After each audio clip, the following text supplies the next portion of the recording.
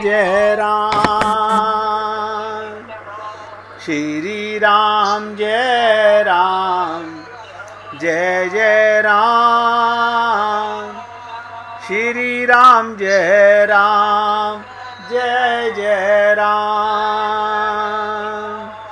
श्री राम जय राम, जय जय राम, श्री राम जय राम, जय जय राम,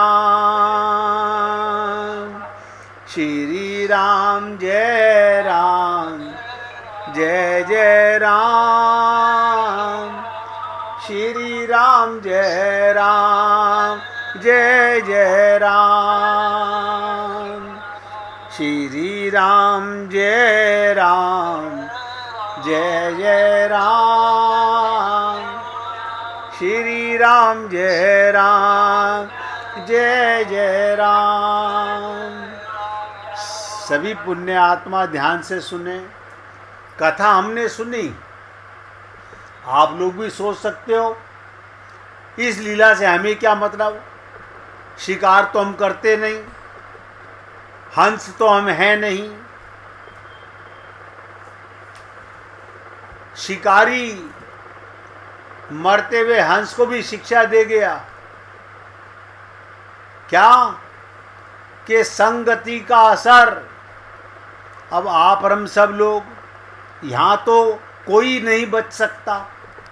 आप सुबह से शाम तक, मैं रोज़ चर्चा करता हूँ आपसे, और मुझे लगता है आपको कभी कभी बुरा भी लगता होगा, मैं मानता हूँ। मैं जब बार बार कहता हूँ संसार की चर्चा मत करो, ये कुसंग है, संसार की चर्चा मत करो, ये कुसंग है, लेकिन हमें मज़ा आता है, हमें स्वाद आता है, हमें रस आता है। कोई हमारी तारीफ कर रहा है, किसी की बुराई कर रहा है, हमें बड़ा अच्छा लगता है। ये संगति नहीं तो क्या है। जितनी देर आपने किसी के साथ संसार की चर्चा की, उसकी संगति में रहे। इसलिए संसार में संत महात्मा कहते हैं संगति का सदैव ध्यान रखना चाहिए। सदा ध्यान रखो। जो मन कार्य और बुद्धि से परमहंस है, ध्यान दो, जो मन कार्य करता हुआ और बुद्धि से परमहंस है, उन्हें कौवे की सभा से दूर बनाए रखना चाहिए। एक तो हम सत्संग करते हैं, अपना कल्याण करना चाहते हैं, और दूसरी तरफ कौवों की सभा में अपने मन का मदिरा पीते रहते हैं। इसलिए मैं सेवक तो आपसे केवल निवेदन करता हूँ, आप सब पुण्य आत्मा भली प्रकार जानते हैं क्या कुसंग है और क्या सत्संग है। निवेदन करना मेरा कार्य है। अच्छा लगे तो जीवन में उतारने का प्रयत्न कीजिए। तो देखिए, विंध्याचल के साथ बड़ा छल हुआ, अन्याय हुआ। बेचारा ऊपर उठ रहा था और अगस्त जी ने उसे रोक दिया। पर बात ऐसी नहीं है। गुरु की भूमिका बड़ी जटिल है, बहुत ध्यान से समझने का प्रयत्न कीजिएगा। कभी ऐसा भी लगता है श्रद्धावान शिष्य के प्रति अन्याय हुआ, हम तो गुरु जी की इतनी इतनी बात मानते हैं और हमारे साथ अन्याय हो रहा है। पर गुरु की भूमिका सदा शिष्य के हित में ही होती है, भले ही वो तत्कालिक दृष्टि से अहितकर प्रतीत हो, परंतु उसका दूरगामी परिणाम बड़ा सदा हितप्रद होता है। शबरी को लगे अच्छा गुरु धारण किया, आप तो चल दिए, मेरे को कुछ मिला नहीं, लेकिन जाते जाते भी ऐसा आशीर्वाद देके गए, मगर वो आशीर्वाद भूली नहीं। जैसे आप और हम लोग भूल जाते हैं इस देह में हरि मिलते हैं।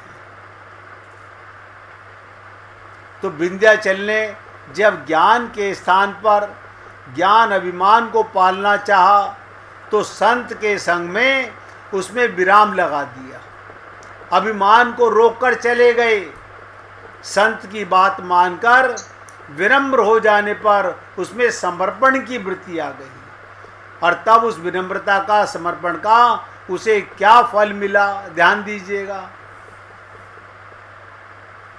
लोग सोचते होंगे विंध्याचल पर्वत को क्या मिला, और मैंने कहा गुरु की कृपा का दूरगामी परिणाम हो सकता है। हथेली पर सरसों उगाने का प्रयत्न ना करें। भगवान राघवेंद्र, भगवान श्री राम अयोध्या से जब वन की ओर चले तो उन्होंने महर्षि वाल्मीकि से पूछा कि महाराज मैं कहाँ रहूं, ध्यान दीजिएगा। महर्षि बोले राम तुम चित्रकूट में निवास करो। क्या कहा? तुम चित्रकूट में निवास करो। ये चित्रकूट कहां पर है? विंध्याचल पर्वत के ऊपर है।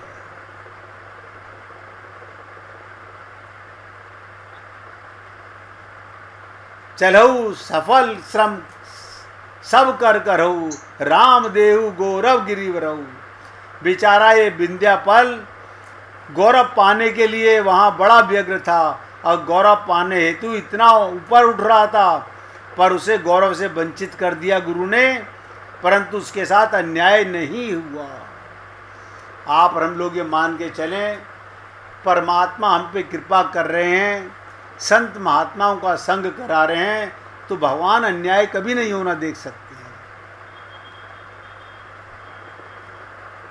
भगवान राम का आगमन हुआ, आप सोचिएगा, जहाँ भगवान राम के चरण पड़ जाएं, इससे ज़्यादा और विंध्याचल पर्वत के लिए क्या जरूरत थी। यही कुंभज या विवेक की महत्ता है, यही संत का कमाल है।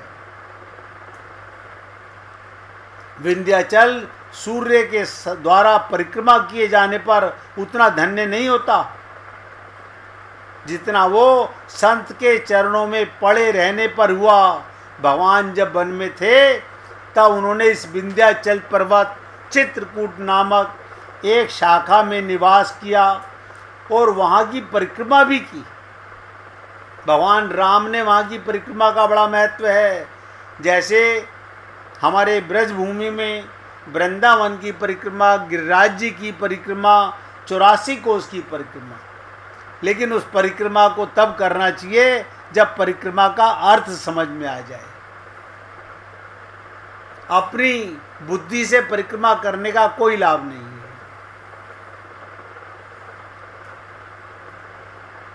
भगवान राम ने उस पर्वत की परिक्रमा की। इसका तात्पर्य क्या?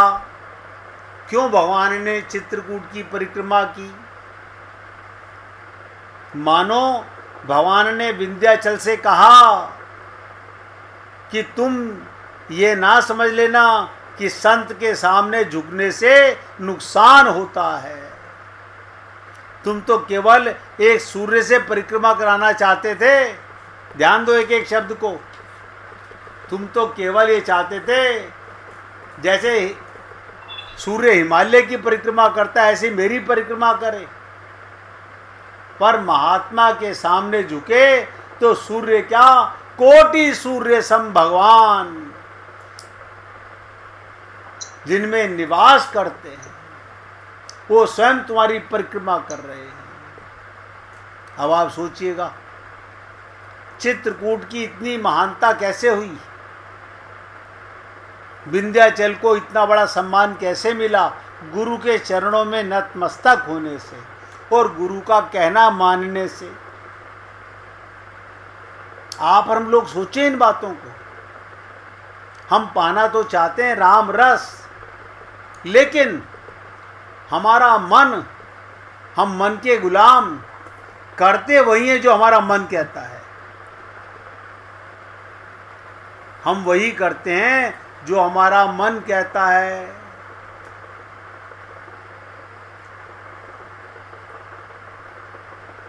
क्या कारण है?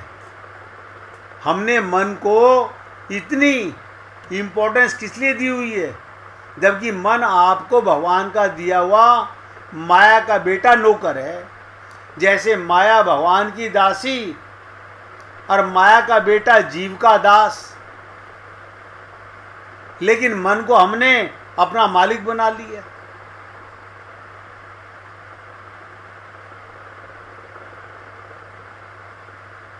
जिंदगी के बड़े अद्भुत नियम हैं, याद रखना इस बात को। जिंदगी के बड़े अद्भुत नियम हैं। जिस चीज को जितना भुलाओ उतनी ज्यादा याद आती है। चाहकर इस जगत में कुछ भी भुलाया नहीं जा सकता। अब यहां चाह भी है और आप इसे भूलना चाहो तो कैसे हो सकता है? या तो चाह संत में और गुरु में हो, भगवान में होने लगे तो उसकी याद आने लगे। अब चाह तो शरीर में और संसार में है तो इसकी याद आएगी आएगी। चाहकर इस जगत में कुछ भी भुलाया नहीं जा सकता। भुलाएं, जितना भुलाएंगे उतना ही पाएंगे, याद आता है। असल में भुलाने की कोशिश में भी याद तो करना ही है। लोग कहते हैं हम बहुत कोशिश करते हैं संसार की हमें याद ना आए, हमें परिवार की याद ना आए, हमें उस रिश्तेदार की याद ना आए। अरे तुम उसी की तो माला जप रहे हो। जब एक आदमी अपने भीतर के खालीपन को डुबाने को, भुलाने को नशा पी रहा है, तब भी वो गहन रूप से याद कर रहा है। होश में आएगा तब भी गहन रूप से याद करेगा। जितना आप इसे भुलाना चाहोगे उतना बार बार आएगा। एक संत हुए लाओ त्से, वो दोनों काम करते थे। खाली होने को राजी हो जाते।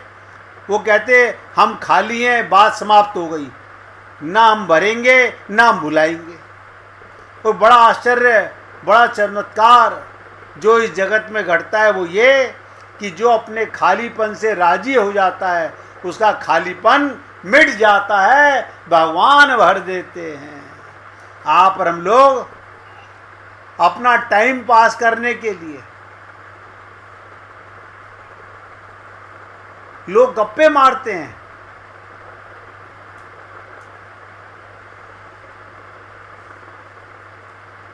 तो देखिए ये सब ज्ञान के ऊपर चर्चा चल रही थी।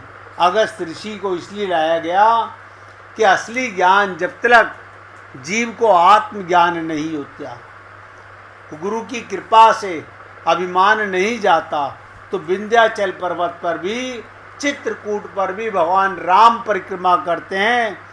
अब विंध्याचल पर्वत की आप और हम लोग भी अगर जाएं चित्रकूट तो कोशिश करते हैं, नतमस्तक होते हैं, परिक्रमा करते हैं। ये वही अभिमानी पर्वत है। अब ध्यान दीजिएगा, अब जो समस्या मैं आपके सामने लेके आ रहा हूं वो आप और हम सबकी समस्या है। कर्म योग की समस्या, कर्म की समस्या हम सबकी समस्या है। महर्षि अगस्त जब दक्षिण भारत में पहुंचे तो यहाँ पर एक बड़ा संकट फैला हुआ था। क्या संकट फैला हुआ था? संत महात्मा जहाँ भी जाते हैं वहाँ पर तीर्थ बन जाते हैं। दंडकारण्य में ना जाने कितने ऋषि मुनि थे। संत महात्मा ऋषि मुनि दंडकारण्य पर्वत में जाकर तपस्या करते थे। उनके आश्रम थे बहुत वहाँ पर। तो ऐसा क्या हुआ?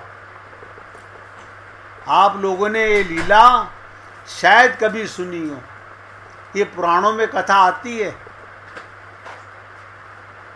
कितने ऋषि मुनि थे, उनकी संख्या नित्य कम होती जा रही थी। रोजाना आज वो ऋषि खत्म हो गया, आज वो ऋषि खत्म हो गया। ये कहाँ गए पता नहीं चला, कहाँ चले गए। यानी आश्रम में से रोजाना ऋषि संत महात्मा कम हो रहे हैं और वो ये नहीं मालूम पड़ रहा कहाँ चले गए, नित्य कम हो रहे थे। किसी को समझ में नहीं आ रहा था इसका कारण क्या है। अगस्त जी ने उस समस्या का समाधान किया। देखिएगा, ये अगस्त जी का जीवन में आने का मतलब क्या, ज्ञान, वैराग्य और भक्ति। इस शरीर में क्या है, आत्मज्ञान होता है, संसार से वैराग्य होता है, माया से वैराग्य होता है, और भक्ति आत्मा की परमात्मा से होती है। आप और हम लोग भी ये तीनों काम करते हैं, लेकिन हम नहीं जानते। मैं बताने का प्रयत्न कर रहा हूँ और आपसे निवेदन करता हूँ, और आप बहुत एकाग्रचित होकर सुनते भी हैं, मुझे खुशी है। लेकिन एक बात और आपसे निवेदन करना चाहता हूँ, जब सुनते हो तो थोड़ा सा चिंतन मनन भी किया करो। आज जो सुना था, कम से कम 10-15 मिनट निकालकर उस पर सोचा जरूर करो। कर्म योग की समस्या, तो दंडकारण्य में रोजाना ऋषि मुनि कम हो रहे हैं। अगस्त जी ने उस समस्या का समाधान किया। दंडकारण्य में जो मैं आपको बता रहा था, 2 राक्षस रहते थे, आतापी और बातापी। 2 दैत्य रहते थे, वो दोनों सगे भाई थे। अब ये लीला के माध्यम से आपको कर्म योग पर बहुत बड़ा समझ आएगा। हम कर्म करते हैं, वो भगवान के निमित्त होता है या नहीं होता है। ध्यान दीजिएगा, 2 राक्षस आतापी और बातापी, वो दोनों प्रतिदिन एक महात्मा के घर जाकर निमंत्रण देकर आते। दोनों जाते, भेष बदल कर जाते, ब्राह्मण का भेष रखकर जाते। वो क्या कहते, निमंत्रण देके आते, महाराज आज आप भिक्षा ग्रहण करने के लिए हमारे घर पधारे। महात्मा बड़े सरल स्वभाव के होते हैं, वो स्वीकार कर लेते। इधर आतापी अपने भाई बतापी को, ध्यान दीजिएगा, आतापी अपने भाई बतापी को मारकर पकाता था।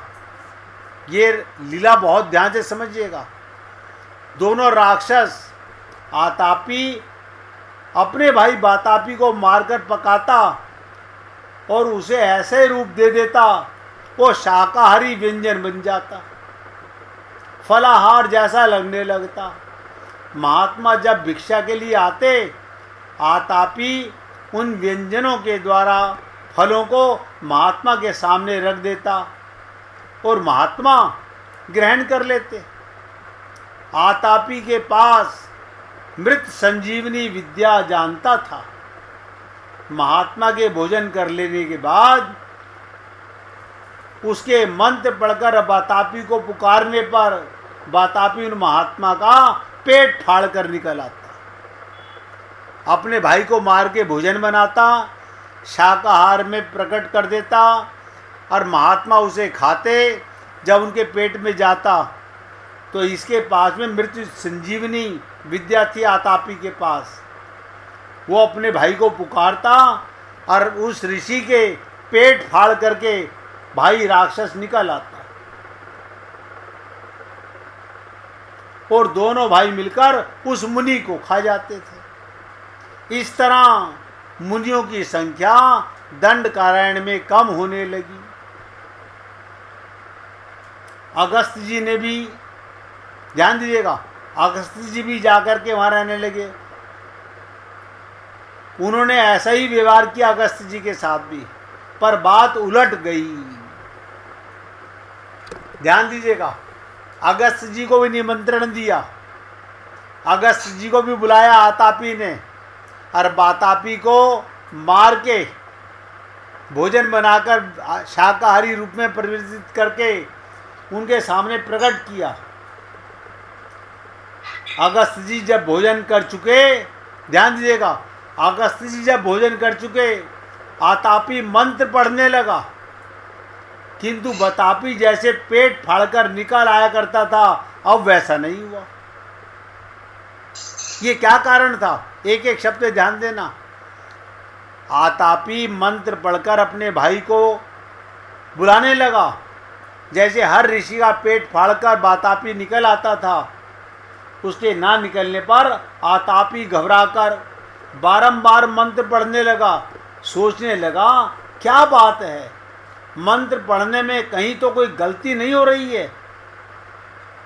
अगस्त जी ने कहा, अरे मूर्ख, जिस पेट में समुद्र पच गया। ध्यान दीजिएगा, क्या बोले अगस्त जी? जिस पेट में समुद्र समा गया, जहां पर राम आ गए, समुद्र समान भगवान जिसके हृदय में आ जाएं, उस पेट में क्या तेरा भाई बचा होगा? अब वो नहीं रहा। ये सुनकर आतापी अगस्त ऋषि को मारने दौड़ा और अगस्त जी ने उसे भस्म कर दिया। आतापी भी समाप्त हो गया एवं बातापी भी समाप्त हो गया। अब आप लोग सोचेंगे कि कर्म योग में ये लीला क्यों सुनाई गई? पहले कीर्तन करेंगे, फिर चर्चा करेंगे। प्यार से गाइएगा। गोविंद गोविंद गोपाल, भज मन गोविंद।